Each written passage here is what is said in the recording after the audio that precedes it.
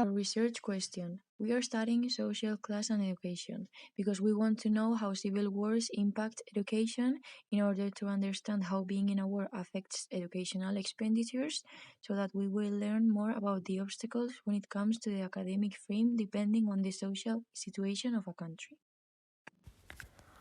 For knowing the negative effects of civil wars in educational expenditures, we are going to use a study that examines multiple theories of different authors, finding connections between them. This study examines mainly the negative effects. From these theories, researchers found 3 different hypotheses of how civil wars affected educational costs. Next, we will see how they were tested in order to see their validity.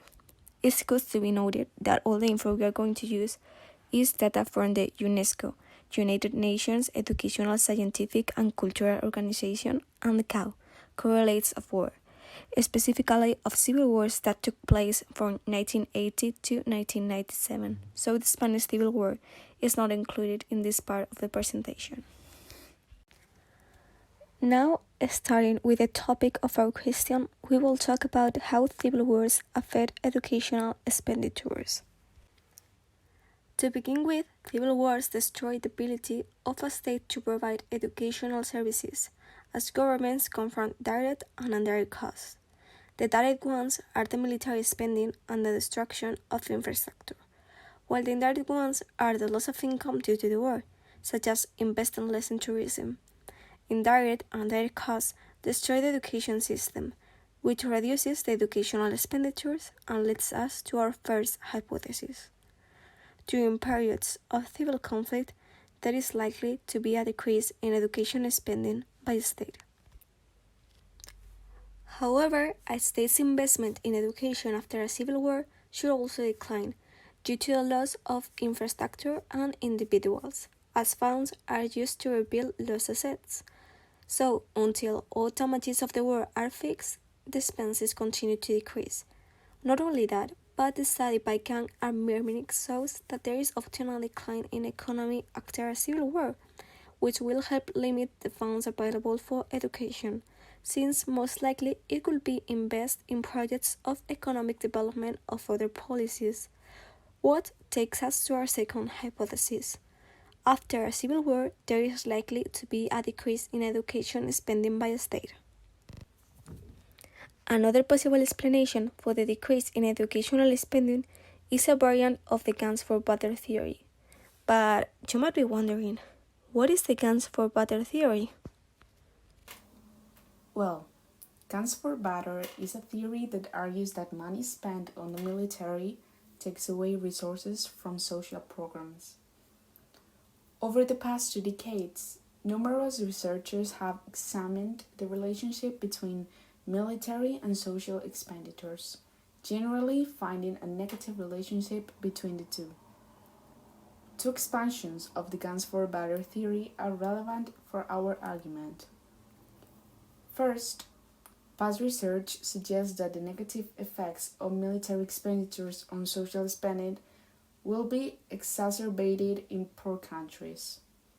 Second, it is likely that the negative relationship between military expenditures and education expenditures is exacerbated during periods of civil conflict. There are 2 variants of this theory that are relevant to our study. The first one says that the negative effects of military expenditures on social spending will be worse in poor countries, which is devastating for the educational system since most of these conflicts occur in those countries. These 2 variants of the guns for butter theory lead us to the third and final hypothesis. During periods of civil conflict, increases in military expenditures are likely to lead to decreases in educational ones. The dependent variables for hypothesis number 1 and 2 was the percentage in a state's educational expenditure from the previous year, but for hypothesis number 3, they also include the percentage in a state's military expenditure as it was a comparison. The independent variable for hypothesis number 1 is a dichotomous variable indicating the presence or the absence of civil war in each country year. For hypothesis number 2, They include a dichotomous variable code for all years after a civil war and otherwise. And for hypothesis number 3, they include an interaction between the Civil War variable and the percentage in military expenditures variable to test the argument that the negative effect of military expenditures will be increased during periods of civil conflict. However, during the study, there were also additional variables that are likely to influence the percentage in a state's educational expenditures. First, we include the measure of a state's level of economic development, as richer countries have better conditions to increase educational expenses. Then we have the measure of a state's regime type, as democratic governments may increase education spending to a greater degree than their non-democratic counterparts in order to boost their electoral fortunes. Finally, we include the measure of the percentage in a government's non-military expenditures to control the changes in government spending. First, our results show that civil wars are likely to destroy a state's education system. This is a major problem, especially after a civil war ends. If civil wars had simply reduced educational expenditures through a trade-off with military expenditures, then the end of a civil war would lead to a return to normal educational expenditures.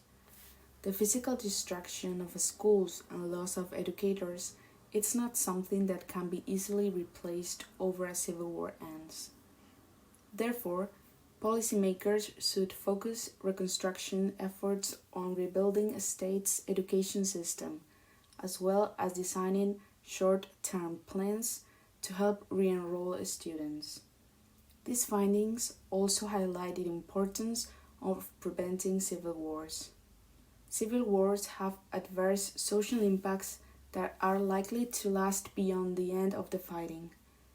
This social cost could potentially hamper the economic development of a state and the peace agreements reached between the governments and rebels. Finally, the destruction of a state's education system could have long-term implications for other indicators, including economic decline and social grievances, which could foster future civil conflict within a state. If civil war cannot be prevented, post-conflict reconstruction must be based on the understanding that civil wars are likely to have devastated a state's social institution. As a result, foreign donors need to focus on more than the implementation of peace agreements and the development of an effective government. They also need to design plans to effectively restore social institutions. How the Spanish Civil War affected education. This war was a class war that lasted from 1936 to 1939. Education was also affected by this truncated development that the country suffered. As a civil right, by the limits to the freedom of consciousness and by confessional character of the state. As a public asset, by the absence of a consolidated democracy and the enormous power of the Catholic Church. And as a social right, by the inadequate provision and traumatic inequalities in access to schooling. The policy deployed by the Second Republic, with the proclamation of the Unified School in the Constitution of 1934, the massive school building programs, and the formation of thousands of school teachers. This social and educational disaster wasn't overcome until the 50s, with the signing of the Concordat with the Holy See in 1953, which was admitted in 1955 to United Nations. With this, a school building plan began in 1956, and the Economic Stabilization Plan was launched in 1959. All these improvements allowed the country to be included in UNESCO's Regional Mediterranean Plan of 1961.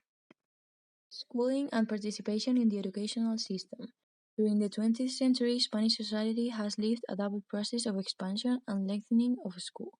These two processes have been slow but constant. Now we will talk about the attendance before the Civil War and in the time following the war. For the generations that attended school before the Civil War and the first years after, at the end of the secondary cycle, only half of the school remained, and half of them dropped out at the moment. In addition, for older living generations, only the 70% of the children were provided schooling.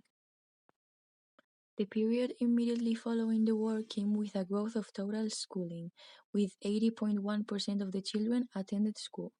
As we can see, there is an increase in schooling due to the growth of social and spatial coverage of the educational system. So, in conclusion, despite the general lack of development of the country following war events, there is an improvement in primary schooling. The process of expansion of the educational system was never equal for the children of all families. Several studies and statistics that were taken to study this topic, we can see that at the beginning of the period there was a clear pattern of early school leaving. Among the children of the lower social classes, this dropping out was early and massive, and among the children of the middle classes, even if affected in a later moment, it was early and generalized too.